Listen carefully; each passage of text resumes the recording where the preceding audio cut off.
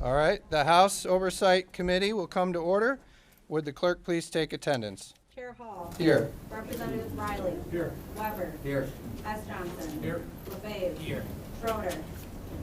C.A. Johnson. Here. Camilleri. Here. LeGrand. Yes. Mr. Chair, you do have a quorum. All right, thank you. Vice Chair Riley makes a motion to adopt the minutes from the September 10th, 2020 committee. Without objection, the minutes are adopted.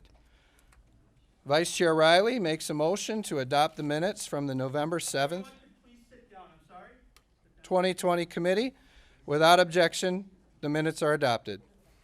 Vice Chair Riley makes a motion to adopt the minutes from the November 19th, 2020 committee. Without objection, the minutes are adopted. We haven't adopted our minutes for a while, guys, so. All right, I don't think we have any absent members, do we? One? Okay. So I'll make a motion right now to excuse absent members. Without objection, the absent members will be excused from today's meeting. All right, that's all. We got that out of the way. So I'm Matt Hall. I'm chairman of the House Oversight Committee here in Michigan. We've been tasked by Speaker Chatfield to look into elections here in Michigan. Some of this we did before the election, actually, with an audit from the Auditor General about about our elections, about people on the voter rolls who weren't supposed to be there, and a process on how to remove them. And we've been working through that. We've been working through this audit that found that there were people who weren't trained that were administering elections, and we've worked together in a bipartisan way to remove, to pass laws to publicize that they need to post. We're going to publicize the people who don't do their training, because I think they need training. And we had the Antrim County Clerk in, and it's clear she needs a lot of training, trust me. So we got that going. So we worked together there. We've brought in clerks from different counties across Michigan to hear from them about how we can improve our election processes in our state. You probably know our last election was the first time in a general election that we had Proposal 3. And Proposal 3 led to widespread absentee voting in our state. And that is something we need to evaluate. That's very much within the role of an oversight committee, is to look at how these laws are working. So we've done that. We've listened to Republican and Democrat clerks to hear their ideas on how we can improve our laws moving forward. We've issued subpoenas to our Secretary of State.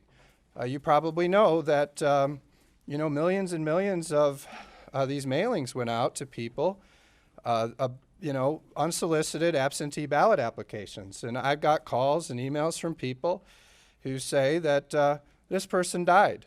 This person moved out of state 10 years ago, but yet they got these applications. And so we took a pretty much unprecedented step to issue subpoenas in order to get to the bottom of how this list was created, why did they send this? So we can look at that and we can improve moving forward. So that's been a lot of the role of this committee. Citizens have serious concerns about the election in Michigan. They've expressed that concern to myself and other legislators. We've received thousands of phone calls and emails. Elections must be trustworthy and accurate. That includes access and transparency for observers, correct tabulations, and proper checks to ensure votes are legally cast.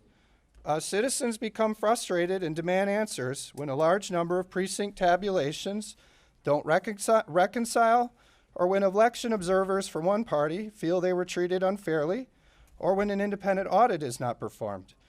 Elections are the cornerstone of our system of government, and we have a responsibility as legislators to ensure trust in voting results. Mr. Giuliani will be coming before our committee today. He's expressed concerns with how Michigan conducted its elections, and he's President Trump's personal attorney. This hearing allows the people of Michigan to go straight to Mr. Giuliani to evaluate evidence presented by him and get answers that we're seeking.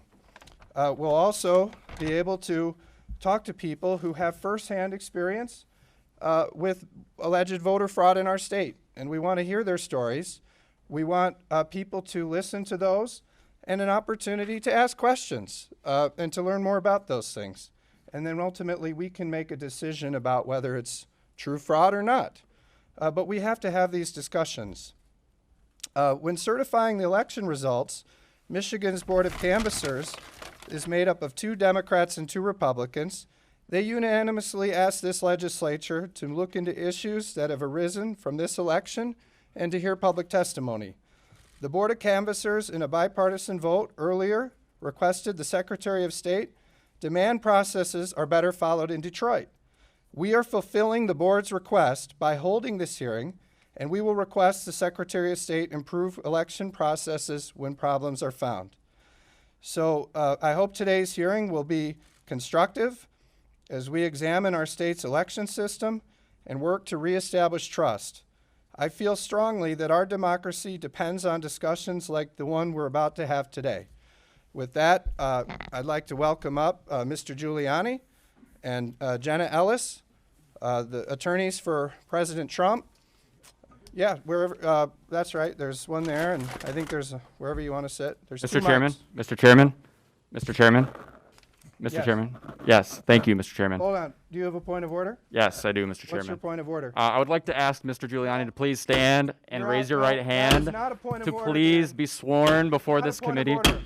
Mr. Chairman, Please stop. Mr. That is Chairman, out of line. You're it out abs- of order. Mr. Chairman, it is, You have a point of order. yes, I do, Mr. What Chairman. is your point of order? My, under the law, I have the right before this committee as a representative to swear any witness before this committee to uphold the law. That is my not gonna right allow as that. it's my right as a Allow representative. that. Let's continue. And let Well then, Giuliani Mr. Chair, testify. I appeal the rule of the chair, and I'd like to ask the committee to please take a vote on this ruling because it is my right as a representative to make sure that anybody before this committee is truthful, and we have the right as members to swear anybody. All right, then let's call the roll. Point of order, Mr. Chairman. Point of order, Mr. Chairman. A motion to swear a witness in requires a vote of this committee. No, it does not. All right, we're gonna, yeah. All right, we're gonna go at ease.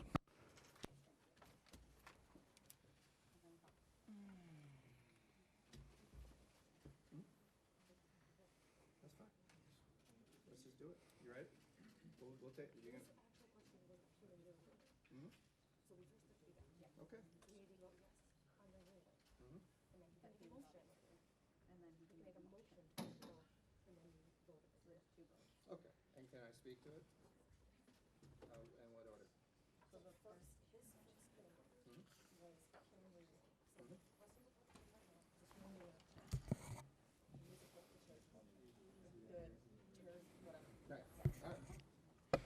All right, and then, all right, so you call the roll on the motion, which is to appeal the ruling of the chair.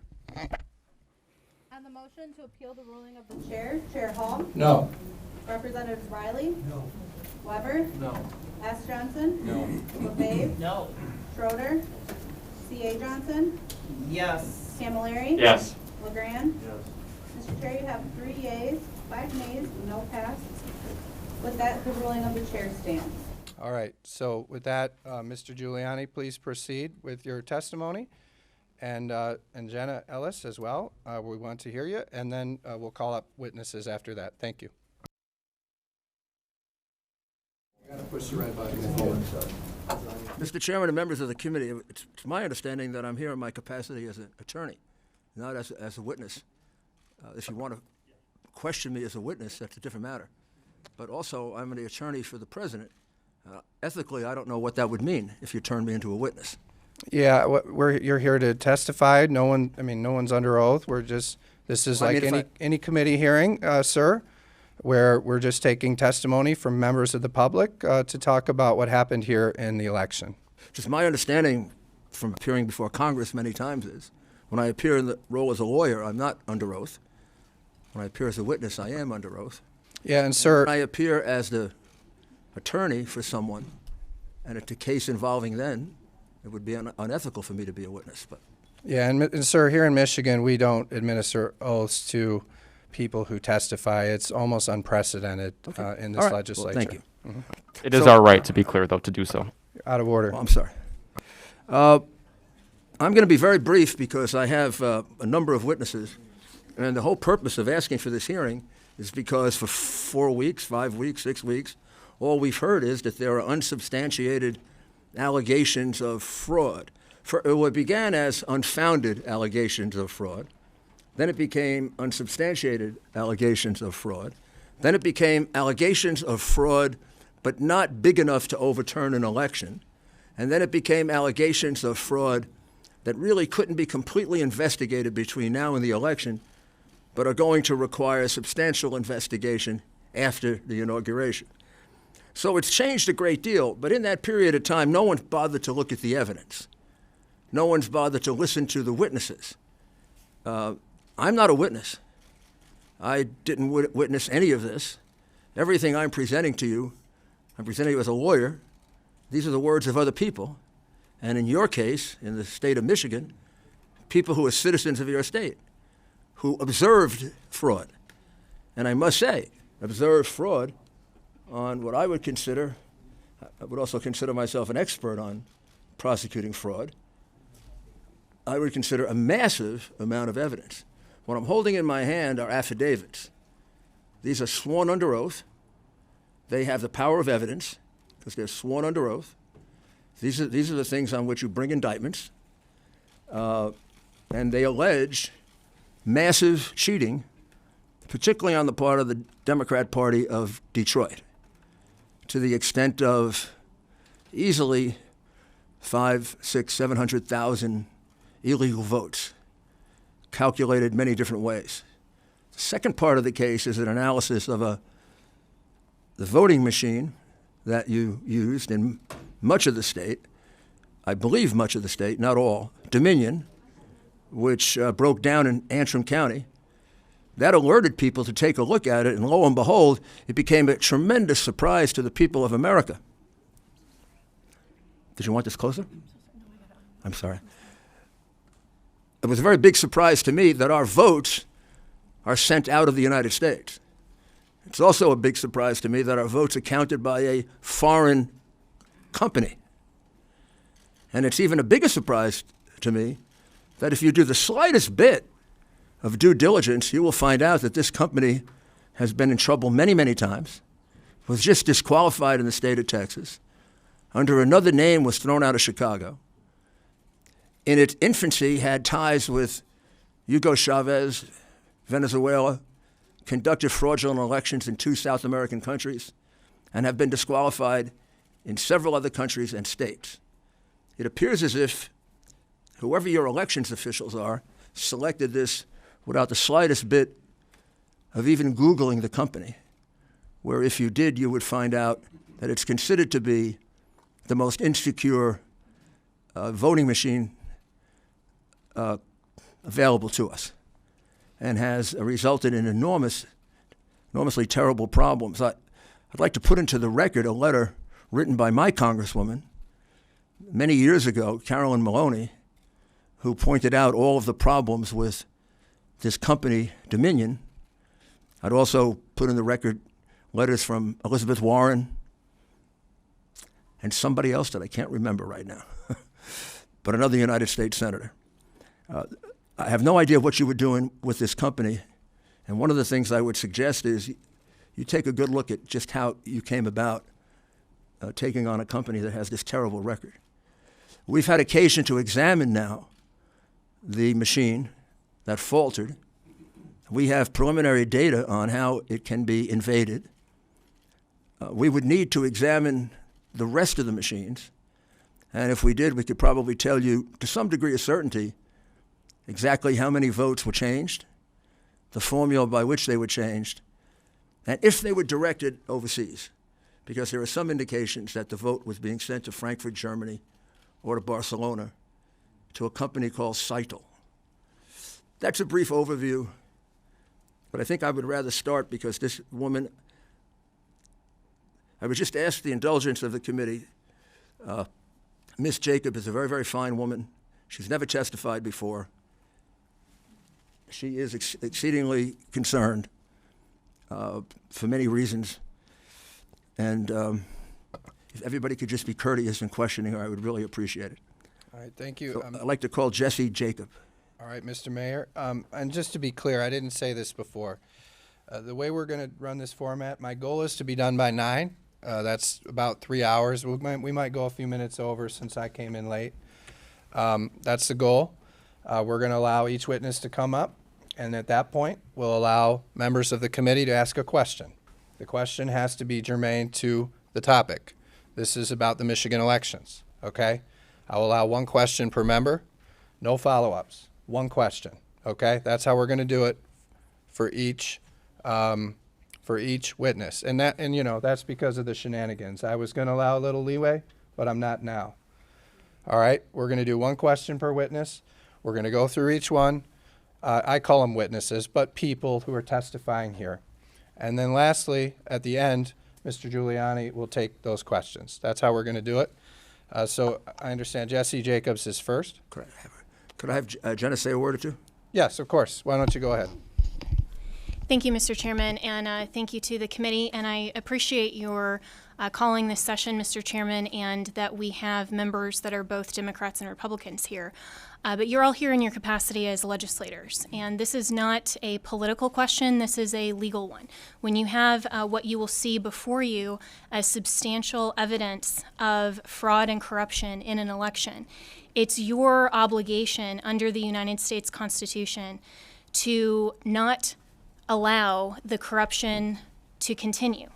And under Article 2, Section 1.2, the state legislators are the entity that our founders specifically vested with the authority to ensure against a corrupt popular vote. So at the end of the evidence and the testimony that we present today, we are going to be asking you to take action on this. You've already heard from a number of witnesses and other people and evidence over the past day and a half.